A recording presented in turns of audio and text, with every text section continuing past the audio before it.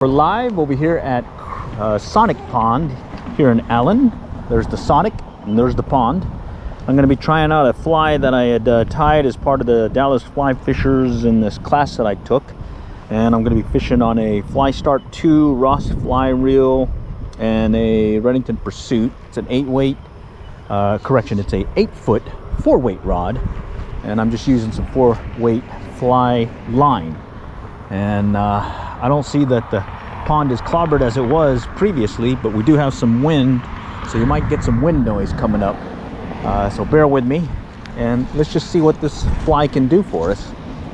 There was something just chased it. Chased it right over there in the shallows as I picked it up. All right. There's the hit. There's the hit. Nice little bass. Came back for it. All right, first fish of the day on the, well, variant of a woolly bugger. Oh, woo. There was a bigger fish. Did you see that? A bigger fish just took that one. As I was bringing it in, something hit it.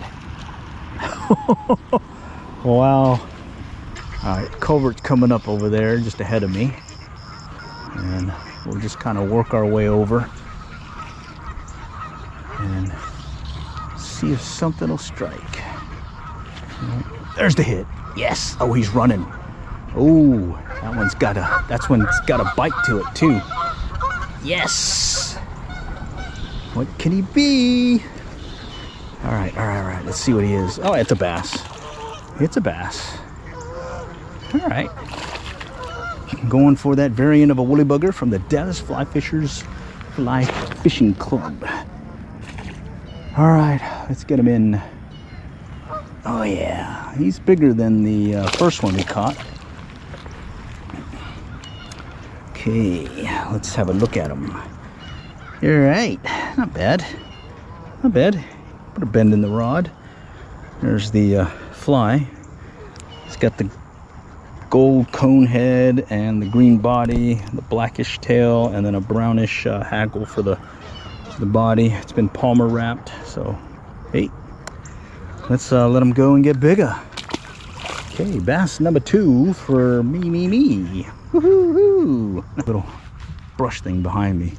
That thing used to be growing, then it broke, and then looks like it's growing again. It was just a stub not too long ago. Oh, I saw that. It was a turtle. Foul hooked me a turtle. All right. Oh man, he's getting my line. Oh, he's got my fly. Oh man. All right, get off. Man, he got my fly. He grabbed it in his mouth. All right, he's good to go. Holy cow, did you see that? I gotta check it. Yeah, she got the line. I'm gonna play tug of war here. Let's see. Oh man, I better check it. Okay, he didn't get it too bad. Yeah, he grabbed it right here and had it in his mouth. I had him on his leg. But all right, let's go. Quick check. He didn't damage the line. Some days, especially on those hot days, it's good to work the shadows, even if there's no structure. Oh. Even if there's no structure, there may be a fish there. That was a hit. Right in the shadow, as I was talking. Subtle bite. There we go again. Oh my God. You're not gonna believe this one. Yeah. In the shallows, in the shadows, subtle bite. Look at that baby. Oh yeah. Foul hooked him, but he's being a little aggressive. Right there. I got him. Let's see. I think the fly is bigger than him. No, the fly is, no. His tail's right here, so he's a little bit bigger than the fly. Well, fish number 3. Even if it's a snag, I'm gonna count him. I'm gonna count him because he's so little. All right. Let's keep going. All right. You gotta watch this because that anchor, or that looking rebar looking thing, there we go. That rebar looking thing is where that line is, and luckily I didn't get hooked on it. Instead I got a bass, so there we go.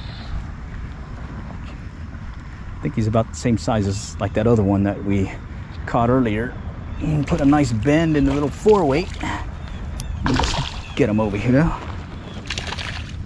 Come on, home slice. Oh, he really liked that fly.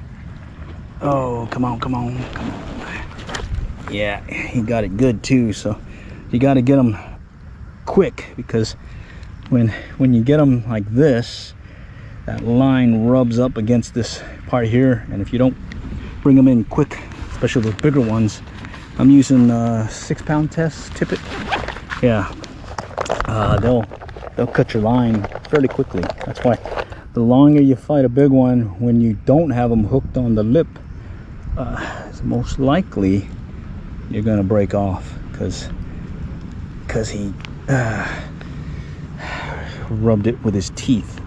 All right, bass number 3, fish number 4, because I'm still counting that bluegill. Yeah, that was a fish. I actually see the swirl in the water where he struck.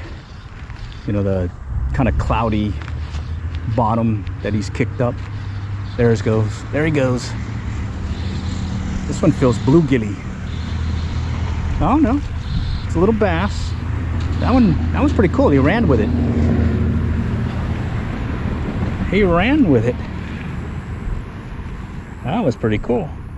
I had to pick up line to keep the tension on it and set the hook. All right. Hey, bass number 4, fish number 5.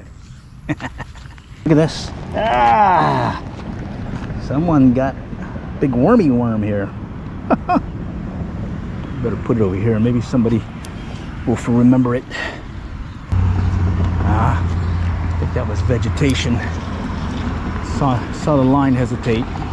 There's a hit. That one picked up quickly.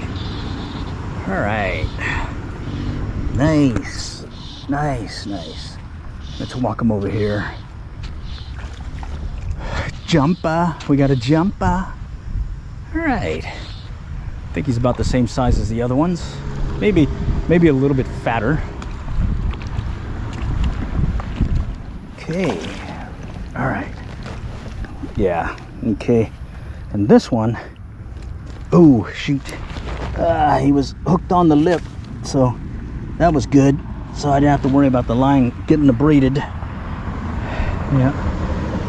All right. He was hooked right here, so that you can fight a little bit longer. But all right, I think we're gonna call it quits here. Again, this is the fly that I was using. It's a variant of the olive woolly bugger, or woolly bugger. It's tied that style. It's just that for the body, it's some kind of green chenille, really shiny. The cone head has been beat up now. It's got some palmer wrapped brown hackle and then a black marabou tail. And that's it. Nice.